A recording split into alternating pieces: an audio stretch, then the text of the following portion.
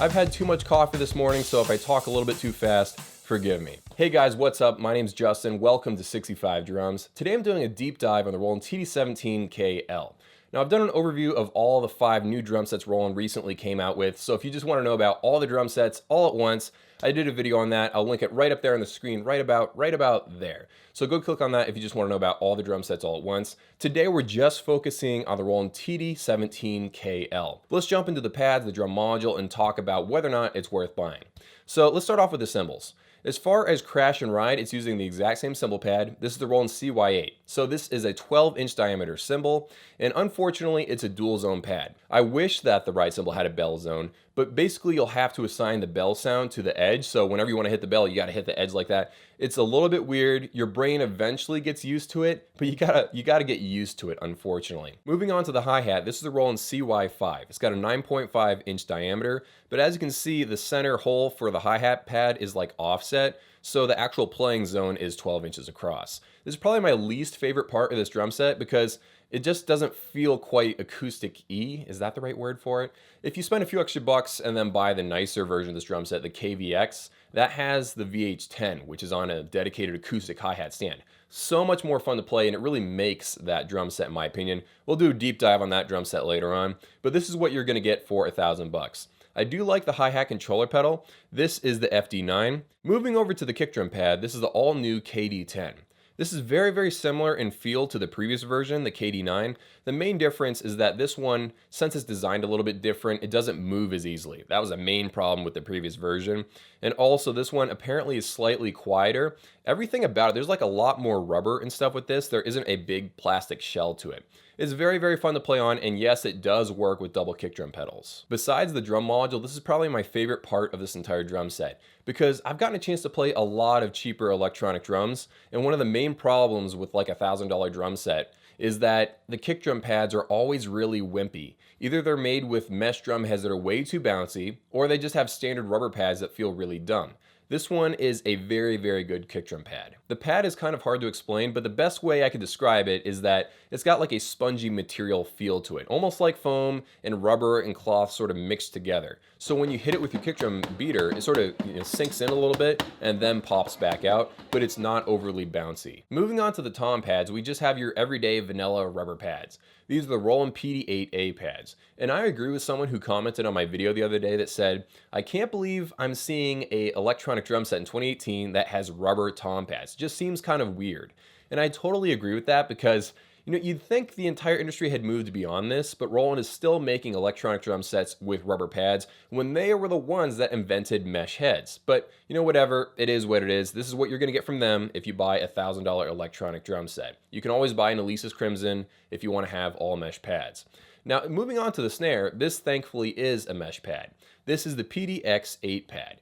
Now, unfortunately, Roland is still rolling with that inner plastic rim thing, so if you ever have to replace this mesh drum head, you can't just buy one from whatever company you want off of eBay or whatever. That's the nice thing about mesh heads. You can always change out the mesh head with a 1-ply, 2-ply, 3-ply, just make it feel however you want and then tune them and stuff. With these pads, they have a plastic rim around them, and the only one who makes this exact kind of mesh head is Roland themselves. I feel like it's just kind of strange that Roland keeps using this kind of pad. But it is a mesh pad, so I'm glad they at least have that for the snare, and it is an 8-inch surface across it. All right, so now I'm going to show you some quick playing examples so you can sort of hear what it sounds like. There are other videos on the internet where you can hear every single kit in the entire drum module if you want to go check those out. All the different versions of the TD17 all sound exactly the same, so you can literally watch a TD17KVX demo, and that will be the exact same sounds that you'll get in this particular drum set right here. They didn't dumb down the module at all except for the Bluetooth feature. So let's go watch some of those.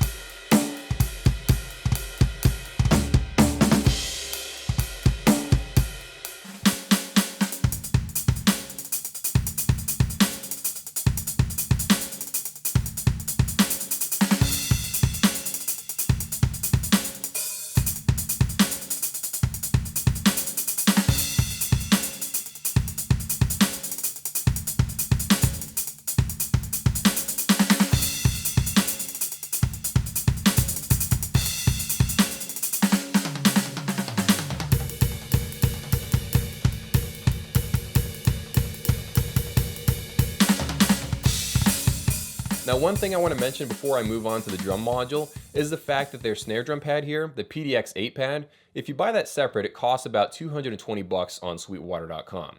Now, the strange thing about this isn't the price, because we all know Roland has outlandish prices. The strange thing about this is the fact that their brand new snare drum pad, it only costs $200, and it has a 12-inch playing surface with no inner plastic rim. That's the cool thing about it.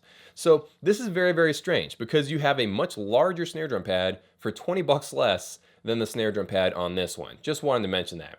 Okay, so let's talk about the drum module. It looks a little bit weird with the central knob with all the different, circle buttons going around it, but it is pretty easy to find your way around this whole module. As you can see, you got the power, the setup button for all the advanced features not many people are going to mess with. And meanwhile, you got clearly labeled buttons here just for tuning, just for muffling, just for, sound level, and just for sampling and stuff like that. So you can easily get the features that you would have, had to mess around with different menus and stuff to find. So that's cool. As far as the knobs up there, this is what really confuses me.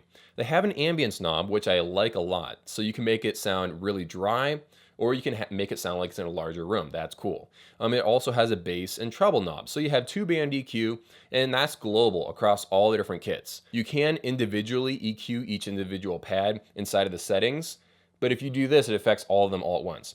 The strange thing though, is that it only has one volume knob. It doesn't have a headphone volume knob, and then a mix-in volume knob for plugging in your phone or your laptop, and then of course a master volume knob. They just have a volume knob. Now I find this to be incredibly strange. The TD25 does have a leg up here because it has those 3 volume knobs. This one just doesn't.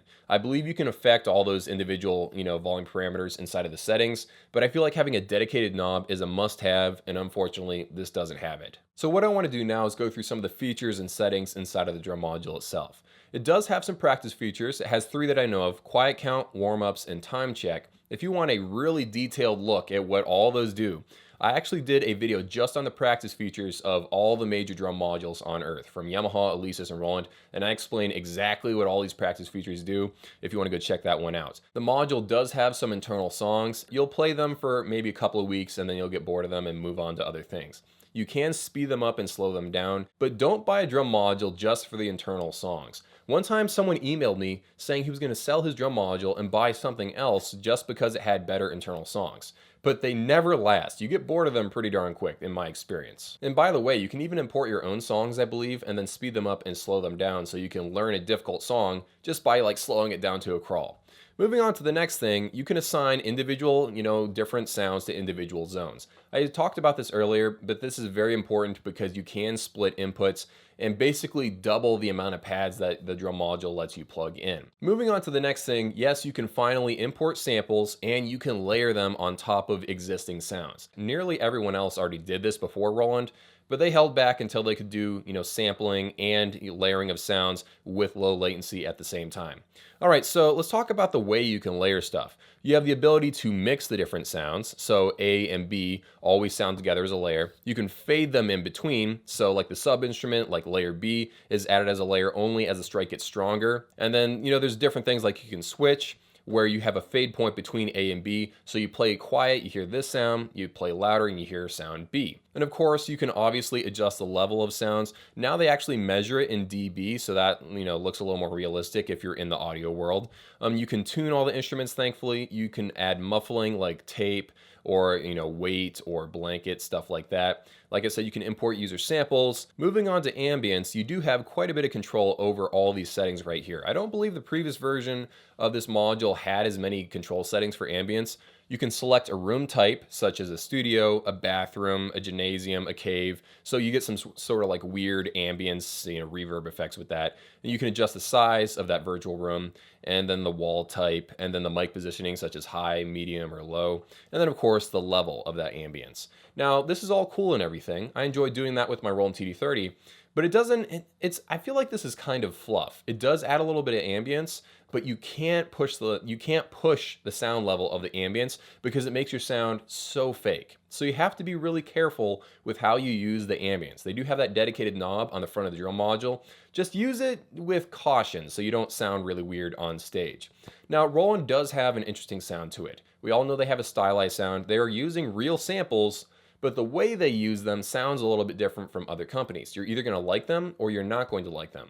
I'm in the camp where I do like them. I think they work well with music. I saw this live on stage. It's using the same sound engine as their flagship TD50. I think it's called the Prismatic sound engine. It's not necessarily using all the same sounds from that module, but it's using the same sound engine, just like some video games are built with the Frostbite engine 5 or whatever. This one's built with the same sound engine as their flagship. And then they, recorded samples. The TD17 also has a multi-effects suite, so you can adjust the type of multi-effects and then the phase and the delay and all that fun stuff. You can also individually EQ all the different pads. And then finally, as far as number of sounds go, you get 310 of them. If you go to the Roland website and take a look at the Roland TD17 manual, you can actually see every individual sound, the size of the drum that's sampled and all that fun stuff. So you can really go in depth even before you buy it. And they'll actually give you like check marks so you can see the tuning, muffling, whether or not you can adjust the snare buzz and stuff like that. Okay, so I got incredibly nerdy in this video. Just simplistically, is this drum set good or is it bad? Is it better than a DTX 532K? Is it better than an Alesis Crimson 2? I feel like this drum set right here, if I had $1,000 and I had to buy a drum set tonight, I would probably buy this drum set because the sounds in this are much better than the competition. For some reason, like someone needs to explain this to me, but people keep comparing the TD17 sounds versus the Alesis Strike or the Pearl Mimic Pro. Those drum modules cost way more. This is a $600 module. Actually, this one's a little bit cheaper because it doesn't have Bluetooth. This one's just over $500. So you can't compare this to $2,000 drum modules. You have to compare it against its own competition. This sounds much better than the Alesis Crimson 2 and the Alesis Crimson 1 drum modules. It sounds better than the TD11. It sounds way better than the Yamaha DTX 500 drum module, which is getting really, really old, and it has kind of higher latency than this one. It sounds better than the Cat Percussion KT3 drum module. So as far as the best sounds for the $1,000 price point, it has that locked down. Now, as far as which drum sets are more fun to play on, I feel like the Alesis Crimson 2 sort of edges out all the other drum sets at around this price point, just because the pads are so large and they've got mesh heads on them. However, the quality level of that drum set isn't as high as the quality level of this drum set. This drum set will last you longer, and it also has the best sounds of any other drum set in this class. Now, that's a personal opinion. If you want to go buy something else, go do that. This is just an opinion video. The only other one I would possibly think of in consideration versus the TD17KL would be the Yamaha DTX 532K. The reason why I would consider that is just because the quality of that one is very good, and because it has the hi-hat on the dedicated hi-hat stand. If you can, save up a few more bucks and buy either the KV version or more preferably the KVX version, because that one blows this set out of the water. This is a bare bones $1,000 drum set from Roland, so you get what you get. I want to know, have you guys played this drum set yet? Have you found it at a store? Have you owned it? Let me know what you guys think of it down in the comments below. I'm interested to read your thoughts as well. I personally like this drum set quite a bit. Hope you guys have an amazing day, and I'll see you guys in a few.